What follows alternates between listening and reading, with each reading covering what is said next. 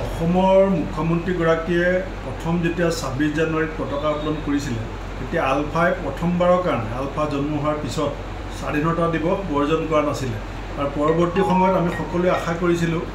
যে আলফাৰ বিষয়টো ৰাজনৈতিক সমাধানৰ কাৰণে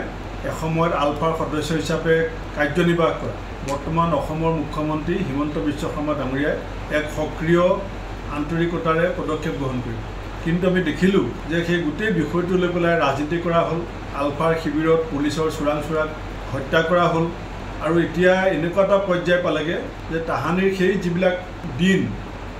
দিন অসমৰ ৰাইজে পুনৰ ঘূৰাই নিবিচাৰে তেনেকুৱা এটা পৰিৱেশৰ ফালে যাতে আমি গতি কৰিছোঁ মই ভাবোঁ যে আলফাৰো অলপ শুভবুদ্ধি হৈছে যে বোমখিনি স্থানে ৰাখি চৰকাৰ খবৰ দিলে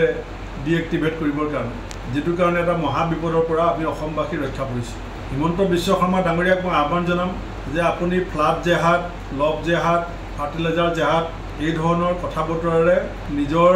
আচল দায়িত্বৰ পৰা হাত সাৰিবলৈ চেষ্টা নকৰি এই বিষয়টো ৰাজনৈতিক সমাধানৰ কাৰণে বিজেপি চৰকাৰৰ যিটো কমিটমেণ্ট আছিল সেই কমিটমেণ্টৰ ওপৰত ভিত্তি কৰি পেলাই আপুনি পদক্ষেপ গ্ৰহণ কৰক আমি অসমক পুনৰ অশান্ত হোৱাটো কোনো কাৰণত নিবিচাৰোঁ অসমৰ মানুহৰ জীৱন সম্পত্তি অনিষ্ট হোৱাটো নিবিচাৰোঁ আৰু অসমৰ যিটো আৰ্থসামাজিক পৰিৱেশ সেইটো কোনো পৰিস্থিতিত আমি বিনষ্ট হোৱাটো নিবিচাৰোঁ আৰু এইটোৰ পৰা মুখ্যমন্ত্ৰীগৰাকীৰ দায়িত্বত থকা গৃহ বিভাগৰ 100% বিফলতা নিকৃষ্টভাৱে প্ৰমাণিত হ'ল কাৰণ 25টাকে বোমা যদি অসমত প্লেচ কৰিব পাৰিছে স্থাপন কৰিব পাৰিছে তে ক'ৰবাত গৃহ বিভাগ আছে বুলি বা গৃহ বিভাগ সক্ৰিয় আছে বুলি আমাৰ মনে নধৰে গতিকে মুখ্যমন্ত্ৰী ডাঙৰীয়াই এই কথাবিলাকৰ পৰা হাত সাৰিবলৈ চেষ্টা কৰিলে